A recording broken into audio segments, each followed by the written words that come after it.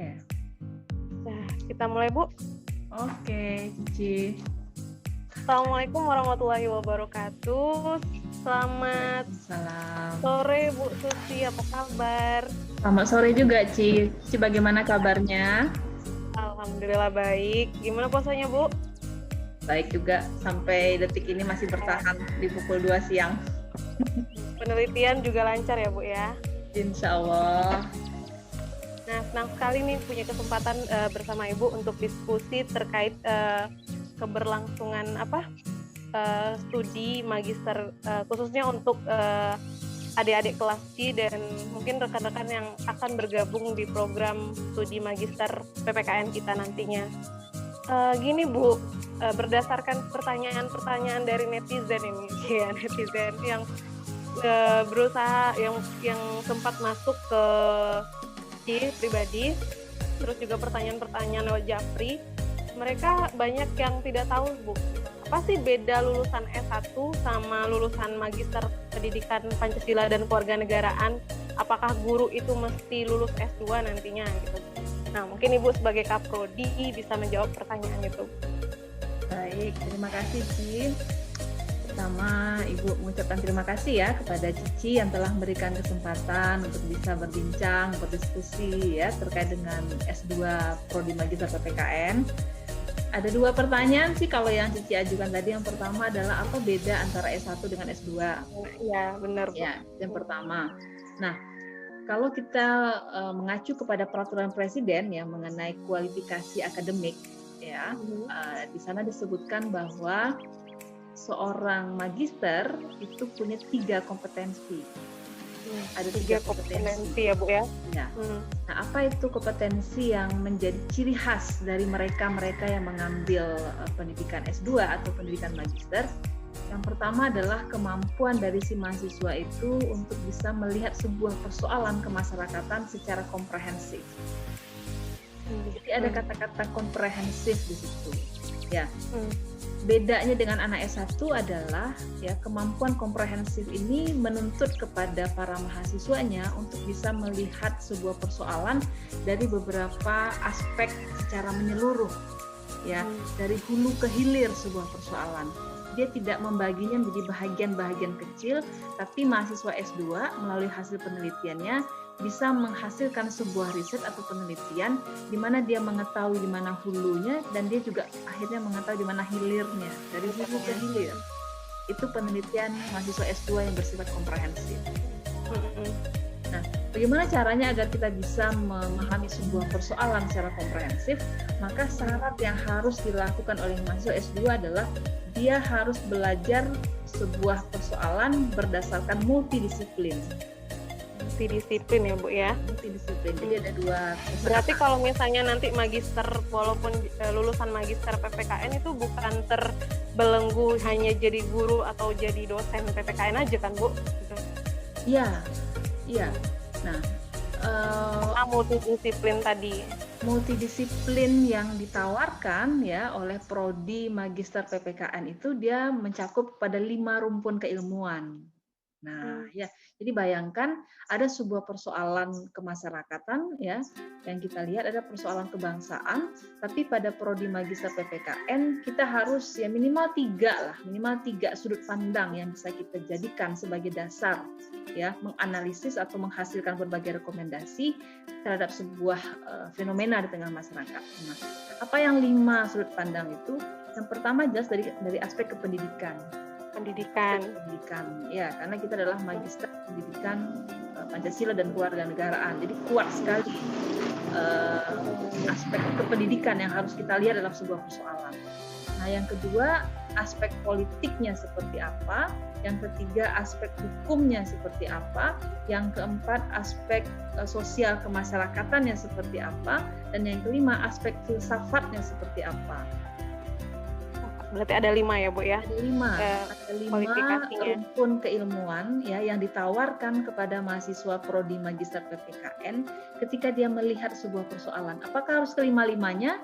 Ya, kalau dia punya cukup kemampuan ya untuk bisa melihat sebuah persoalan itu dari 5 sudut pandang, itu luar biasa, itu hebat sekali. Tapi kalau minimal 2 atau 3 lah, jadi kita mengharapkan. Apalagi dengan tuntutan zaman seperti sekarang ya Bu ya? Iya. Karena antara satu keilmuan ya dengan keilmuan yang lain, dia dalam ilmu sosial dia akan saling terhubung. Dia membentuk sebuah hubungan yang bersifat sistemik. Ya, antara yang satu dengan yang lain pasti berkaitan. Antara yang pendidikan dengan hukum pasti berkaitan. Antara hukum dengan politik itu jelas ikatannya. Antara politik dengan kemasyarakatan, sosial kemasyarakatan juga jelas ikatannya. Jadi mari kita lihat sebuah persoalan ya ketika kita menjadi mahasiswa magister PPKN itu melihat dari aspek yang lebih komprehensif, tidak sepotong demi sepotong, tapi bersifat multidisiplin. Itu ciri yang kedua.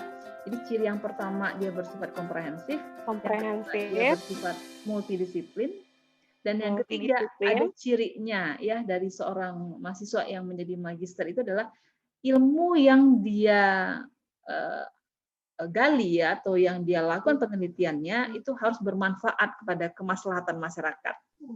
Iya, benar sekali Bu. Karena ini mengkaji sosial ya Bu, bukan hanya pendidikan. Iya. Jadi kita harus bisa memastikan apa yang kita teliti ini, apa yang kita baca, apa yang kita tuliskan itu akan ada implikasi-implikasi ke depannya. Ya, implikasi ke depannya itu ya mungkin dari aspek kependidikan apa yang bisa kita sarankan untuk lebih baik. Untuk aspek politik apa yang harus kita sarankan. Untuk aspek hukum apa yang lebih baik kita sarankan ke depan. Begitu juga dengan aspek filsafat dan sosial kemasyarakatan. Selalu ada tanggung jawab ya dari hasil penelitian yang dilakukan oleh mahasiswa magister untuk bisa menyumbang, untuk bisa berkontribusi kepada masyarakat. Bagaimana implikasi ke depannya? Keilmuannya tadi ya Bu. Ya, 3 itu. Dari 3 itu juga akan mencerminkan peluang nantinya di masa depan setelah lulus gitu ya Bu ya? Kira-kira lebih. Iya, kita berharap ya dengan kemampuan hasil riset magister PPKN yang seperti itu, apapun pekerjaan yang mereka geluti ya, apakah itu sebagai pendidik, apakah itu nanti seorang politisi, apakah itu nanti menjadi konsultan pemberdayaan masyarakat, ataupun melanjutkan pendidikan ke jenjang yang lebih tinggi, dia akan punya modal, dia akan punya bekal ya, bagaimana dia bisa untuk menghasilkan riset-riset yang berkualitas dan bereputasi nantinya. Iya, sebenarnya itu butuh penekanan khusus sih Bu untuk peluang di masa depan bagi kami alumni dan para calon-calon magister nantinya. Mengenai peluang. Nah, peluang itu kan kita nih sebagai mahasiswa mungkin apa sih nantinya setelah ini apa yang harus dilakukan. Tapi dengan penjelasan Ibu tadi itu cukup sangat memberikan gambaran untuk peluang masa depan apa yang mesti kami lakukan sebagai seorang magister PPKN nantinya. Nah, mungkin juga untuk teman-teman calon magister juga mendapatkan gambaran yang lebih baik lagi ke depannya dengan penjelasan Ibu. Nah, itu kan terkait bagaimana perbedaan dan peluang di masa depan terkait program studi kita kan Bu. Sekarang untuk melanjutkannya lagi nih Bu, juga banyak pertanyaan tentang bagaimana sih cara melanjutkan S2 atau program magister di PPKN khususnya di UNP gitu. Nah, kadang Iya. Sampai tanggal 20 Juni tahun ini ya masih dibuka kesempatan bagi para alumni S1 PPKN ataupun alumni S1 lainnya ya yang melihat bahwa ini relevan ya sebagai sebuah pendidikan berikutnya ya. Nah, mahasiswa itu bisa mendaftar ya kepada website, ada websitenya. Di sana nanti ada 3 hal yang harus diisi oleh mahasiswa, yakni portofolio. Portofolio ini ada yang pertama adalah mahasiswa harus memberikan proposal penelitiannya, dan yang kedua adalah surat rekomendasi ya, mungkin dari mantan pembimbing ketika S1 dulu, dan yang ketiga adalah CV singkat, ya CV singkat dari mahasiswa. Ya, mungkin karya tulis sebelumnya atau mungkin prestasi-prestasi akademik yang pernah diraih selama menjadi mahasiswa S1 ya. itu yang menjadi syarat untuk bisa mendaftar atau registrasi pada prodi Magister PPKN S2 dan juga menjadi syarat juga untuk prodi S2 lainnya di Universitas Negeri Padang. Jadi silahkanlah melayari websitenya ya di spmb.ac.id.unt. Nanti ditulis nanti di bawahnya, ditulis di ya. deskripsi juga nanti ditulis. Terus ini yang menarik juga nih Bu, untuk melanjutkan ke program magister ini, menurut Ibu sebaiknya kita tamat S1 langsung lanjut atau cari kerja dulu baru lanjut S2. Nah ini juga banyak nih Bu pertanyaan dari teman-teman nih Bu. Nah, sebaiknya gimana Bu? Ya, ada dua tipe mahasiswa ya yang Ibu lihat ketika mereka mendaftar di S2 PPKN. Yang pertama adalah fresh graduate dari S1 ya. Mereka mungkin masih punya semangat yang tinggi untuk bisa menggali ilmu lebih dalam di bidang PPKN. Maka kita menerima juga ada beberapa mahasiswa. Tapi jumlahnya tidak banyak ya. Misalnya dari 17 mahasiswa yang mendaftar di prodi S2 Magister PPKN kita ini, ya sekitar 30% itu adalah fresh graduate. Fresh graduate. Ya, artinya ketika tahun itu dia tamat S1, di tahun yang sama atau minimal 1 tahun kemudian dia akan registrasi ke S2 PPKN. Itu yang pertama. Nah, yang kedua adalah banyak juga yang melanjutkan pendidikan S2 ini adalah para guru-guru PPKN. Para guru-guru PPKN baik di level SMP maupun di level SMA. Artinya mereka ada jeda ya, ada jeda waktu antara tamat S1-nya dengan keinginan untuk melanjutkan pendidikan S2. Nah, masing-masing kelompok ini ada kelebihan, ada juga mungkin kelemahan-kelemahan ya yang mereka ini kan, yang mereka harus hadapi. Kalau bagi yang fresh graduate ya, mereka akan mengalami kegamangan. Kegamangan karena antara KKNI 6 ya di level S1 lalu meloncat ke KKNI 8 di S2 itu kan 2 lompatan pagarnya, 2 lompatan tangganya. Ya, itu mereka merasa agak kaget sedikit ya karena ternyata dosen-dosen di S2 kita itu menuntut sesuatu hal yang lebih dibandingkan yang pernah mereka lalui pada masa S2, S1 dulu. Jadi proses adaptasi ya untuk menjadikan proses belajar itu sesuai dengan capaian pembelajaran S2 itu mungkin di levelnya S1 mungkin mengalami kegamangan, itu yang kulihat. Ya, jadi mereka mengajukan proposal S1 tapi mereka mengajukan proposal S2 tapi rasa S1. Tapi kalau menurut pengalaman Uci sih Bu, lebih bagus fresh graduate sih Bu. Banyak kesempatan emas yang bisa diperoleh gitu Bu. Dan dari jenjang karir pun mungkin lebih panjang dan kita lebih bersemangat gitu Bu. Jadi kalau Ci pribadi sebagai mahasiswa magister yang fresh graduate kan Bu, Ci menyarankan buat adik-adik kalau tamat S1 kalau memang punya niat untuk langsung S2, mending langsung lanjut S2 ketimbang menunda-nunda waktu karena nanti pas tamat kita juga hemat umur, kesempatan untuk berkarir lebih panjang gitu kan Bu. Setuju Bu? Ya. Betul ya. Jadi mumpung masih muda, dan belum terikat ya, belum menikah gitu ya, dan belum ada tugas kedinasan yang harus dilaksanakan. Jadi memang bisa full energi waktunya, konsentrasinya untuk bisa menyelesaikan S2. Sehingga harapannya adalah mereka yang dari S1 langsung ke S2, proses penyelesaian studinya lebih cepat. Iya. Terus kesempatan juga banyak ya Bu. Maksudnya kalau untuk beasiswa sendiri di program magister kita itu apa aja Bu? Misalnya, boleh bisa Ibu kasih bocoran gitu Bu buat stimulus semangat kita semua gitu. Nah, iya untuk beasiswa untuk S2 ya yang baru ditawarkan kepada mahasiswa baru adalah beasiswa UNP. Yang itu dulu Bu, yang full funding Bu, yang kita full funding yang semuanya ada nggak Bu untuk program magister kita Bu? Kalau kemarin nanti kan ongoing, setelah semester 2 baru dapat beasiswa PTM. Nah ini banyak yang juga junior yang bertanya, ada nggak Kak yang beasiswa full funding, nah yang dari awal kita udah bisa dibiayai untuk kuliah di sana? Iya, nah untuk beasiswa yang seperti Ibu sampaikan tadi ya Cia, yang ditawarkan oleh UNP itu ada namanya beasiswa UNP. Itu dari awal. Jadi ketika mahasiswa ini registrasi, lalu mereka mengikuti sebuah kompetisi lah, kompetisi. Hmm. Setahu Ibu yang menjadi dasar saringannya adalah kemampuan bahasa Inggris. Nah, kalau mereka mencapai skor tertentu, nah ya kalau mencapai angka tertentu, maka itu besar peluangnya untuk mendapatkan beasiswa UNP. Tapi jumlahnya masih sangat sedikit. Nah, masih sangat sedikit artinya dari ratusan kemarin mahasiswa yang mengikuti proses pendaftaran itu, ya angkanya kalau itu adalah hanya 6 mahasiswa yang mendapatkan beasiswa UNP, jadi memang kecil sekali ya. Dan mudah-mudahan nanti akan semakin besar jumlah yang bisa ditawarkan oleh UNP ya kepada para mahasiswanya.